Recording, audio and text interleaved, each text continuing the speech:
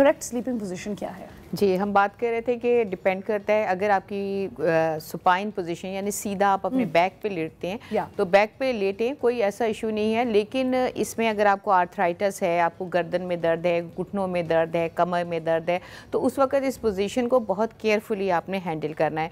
होता यह है कि जब हम सीधे लेटते हैं, आपने देखा होगा सुबह जब हम उठते हैं तो हमारे में नेक में पेन बढ़ जाता है, बैक पेन बढ़ जाता है, लेकिन जब हम आधा घंटा चलते हैं फिरते हैं तो वो पेन सबसाइड हो जाता है, मसल्स वार्म अप हो जाते हैं, तो उसके बाद सर्कुलेशन इंप्रूव हो जाती है।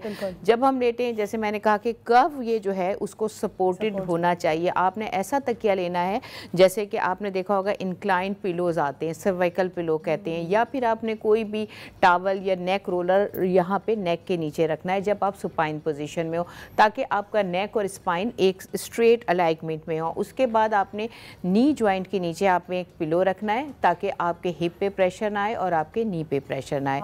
ये तो वो पोजीशन है जो लोग सुपाइन में, लेकिन जो लोग स्टमक पे लेटते हैं, उल्टा लेटते हैं, तो उसमें आपके जितने भी इंटरनल ऑर्गन्स हैं, हमारा हार्ट है, हमारे लंग्स हैं, इन सब के ऊपर प्रेशर आता है जब हम उल्टा स्टमक पे लेटते हैं। जब आप देखें इस्लाम में भी ये मना है। और दूसरी चीज़ ये है कि आप जब उल्टा लेट के प्रेशर डालते हैं इन सारे ऑर्गन्स पे, तो इनकी ब्लड सर्कुलेशन इफेक्टिव होती है, आपका नेक ट्विस्टेड पोजीशन में आ जाता है।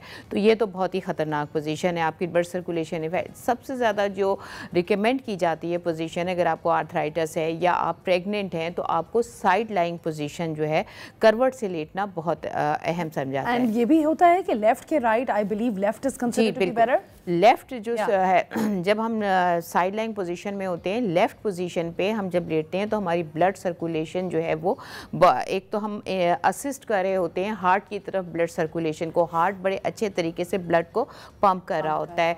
दूसरी चीज़ ये होती है कि इसमें भी पोजीशन में ये इंपॉर्टेंट चीज़ है कि आपकी जो है बॉडी एक अलाइनमेंट में हो।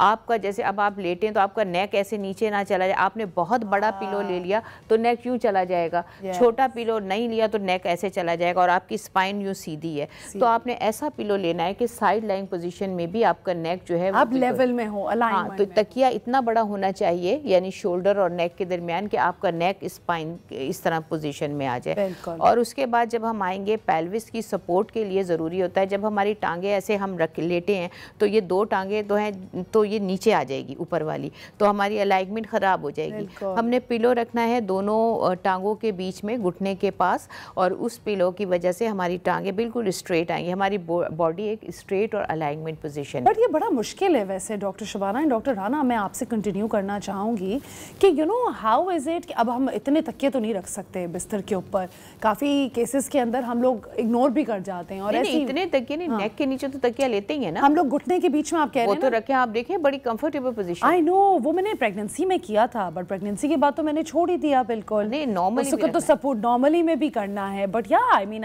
ये बड़ी अच्छी एडवाइस है, आप लोग ट्राई कर सकते हैं। अच्छा, अब आपके लिए एक सवाल है कि यू नो काफ़ी दफ़ा हम लोग इस तरह की फीटल पोजीशन में भी सोते हैं जिस तरह हम अपने वूम में होते हैं, क्या वो पोजीशन हमारे लिए सही है? सबसे पहले तो ये है कि आप सोचिए कि बेड पे कम से कम जाइए।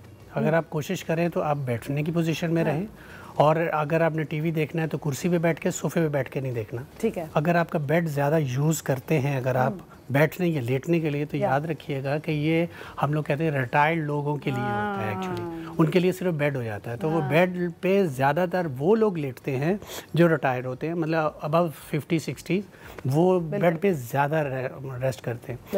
बेड का हमारा जो मैट्रेस है स्क्वायर नहीं होता। अच्छा। तो वो हमारा 6.5 and 6 फीट होता है। तो आप उसको यूं चेंज कर सकते हैं या फिर यूं चेंज कर सकते हैं, ऐसी पोजीशन है ना, तो उसको आप स्क्वायर में चेंज यूं नहीं कर सकते, वर्टिकल को हॉरिजॉन्टल पोजीशंस में नहीं रख सकते। तो होता यह है कि हमारी साइड जो है वो उसी पोजीशंस में रहती है, ज़्यादा ज़्यादा राइट लेफ्ट में चली जाएगी, लेफ्ट राइट में चली जाएगी। और अगर सरहाने को पांदी की तरफ करेंगे तो भी आपकी पोजीशन लेफ्ट राइट वहीं रहेंगी। तो क्योंकि अब हमारा स्क्वायर नहीं है ना बेड, तो नॉर्मली अब आइडियल ये है कि अब आप अपना बेड को स्क्वायर बनाएं। अच्छा। अगर आप मैट्रेस लेना है, सबसे पहले तो ये कोशिश कीजिए कि आप स्प्रिंग मैट्रेस ना लें।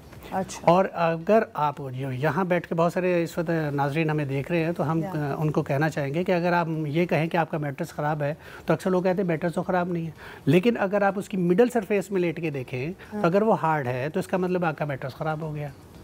अच्छा, सोने से पहले हम लोग याद रखिएगा, सोने से पहले हम लोग सीधा लेटते हैं।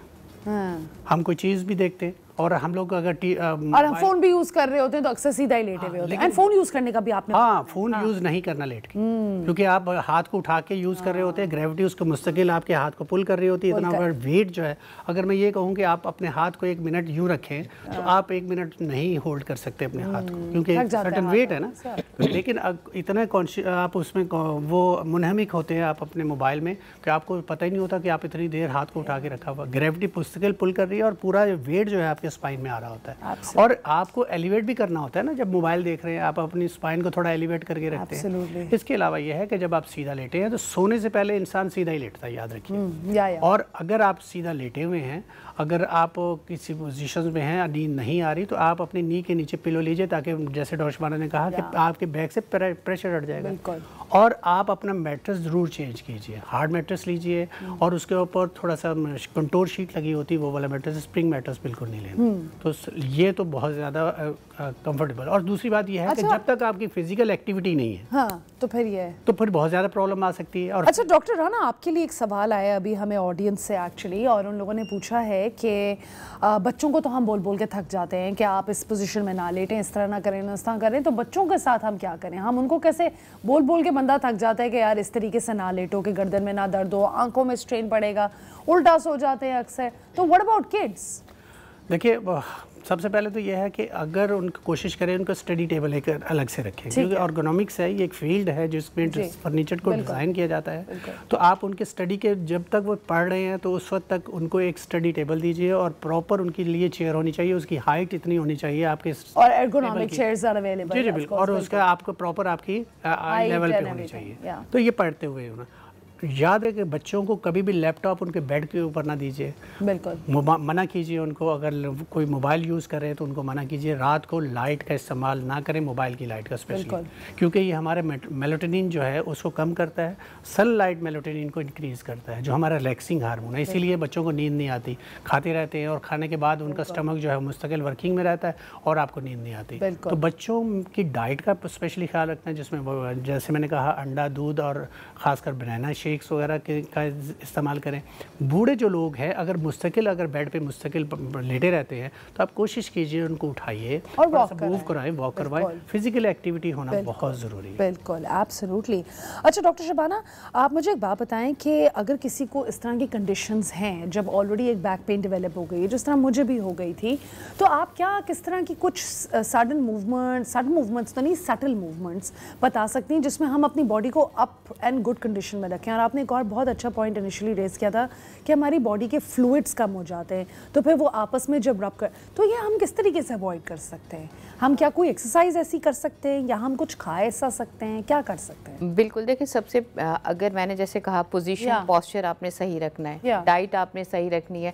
जो सबसे ज़्यादा प्रॉब्लम लोगों को होती है, जैसे हील पहनती हैं फीमेल, बिल्कुल हील वाले पेशेंट्स को बैक पेन बहुत ज़्यादा होता है, क्योंकि हमारे यहाँ जो हील का पैटर्न है वो कुछ इस तरह है। अगर आप ब्रॉड हील पहनते हैं, प्लेटफॉर्म हील पहनते हैं, तो वो आपके लिए कंफर्टेबल है। दूसरी चीज़, जैसे मैंने कहा कि स्लो ट्विच फाइबर्स होते हैं जो स्लो एनर्जी रिलीज़ कर रहे होते हैं, वो हमारे पोस्टरल मसल हैं, जो बैक के मसल्स हैं, हमारे शोल्डर के मसल्स हैं, जो हमें सिटिंग पोजीशन में रखते हैं, जो हमें अपराइट पोजीशन में रखते हैं, वो हमारे स्लो ट्विच मसल्स हैं। और उसके लिए ज़रूरी होता है कि हमें वो मसल्स क्या करते हैं, स्लोली आपकी ऑक्सीजन एंड एनर्जी यूटिलाइज़ करते हैं और आपकी बॉडी को मेनटेन रखते हैं। अब जो फीमेल्स हमारी मेजॉरिटी जो है वो डाइट पे होती हैं, बिल्कुल ही कार्ब्स लेना ख़त्म कर देती हैं। एनर्जी आपको मिलती कहाँ से? कार्बोहाइड्रेट से। कार्बोहाइड्रेट आते हैं आपकी डाइट से।